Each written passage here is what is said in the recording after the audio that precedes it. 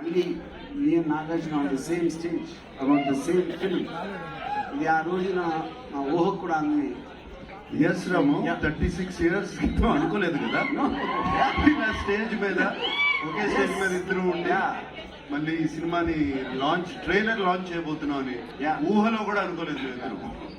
So basic గా ఆ రోజు సినిమా స్టార్ట్ అవ్వకముందు అంటే ఒక టెక్నికల్ ఆస్పెక్ట్స్ కానీ సౌండ్ డిజైన్ కానీ నాకు నాగార్జున ఇచ్చిన ఫ్రీడమ్. అంటే ఆ రోజుల్లో ఆల్మోస్ట్ ఒక ఎఫెక్ట్స్ ట్రాక్ అంతా లే చేసేసి 2-3 రోజులు 4-5 రోజుల్లో చుట్టేసారు. నేను ఆల్మోస్ట్ 2 months తీసుకున్నాను సౌండ్ డిజైన్కి. అది సేమ్ ఫ్రీడమ్ మళ్ళీ నాగార్జున 36 years మళ్ళీ ఇచ్చాడు ఇప్పుడు.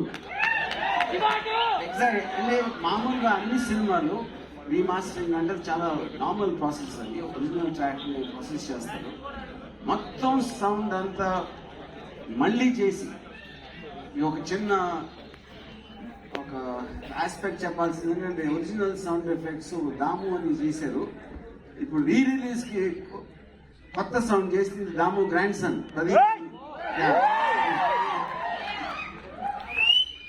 And I think is done a better version than his grandfather. So Nagarjuna always believe in technology అని ఎంత కొత్తగా చేయాలని నాకు బ్రేక్ ఇచ్చిన కారణం కూడా నాకేదో ఎక్స్పీరియన్స్ ఉంది, నేను ఏదో చేసిన ప్రూఫ్తో కాదు. But he felt that I will make something very different from ఆ రోజులో చేస్తున్న సినిమాలకి చాలా డిఫరెంట్ లుక్తో వస్తుంది అనే ఒక నమ్మకంతో ఇచ్చాడు. Because of that I mean I'm very happy that I manage to keep his faith.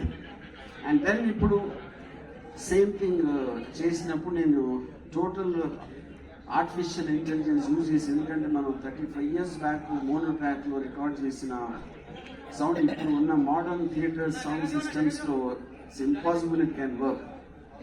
So Nagarjuna said, don't compromise, just do whatever it takes. And most modern technology, especially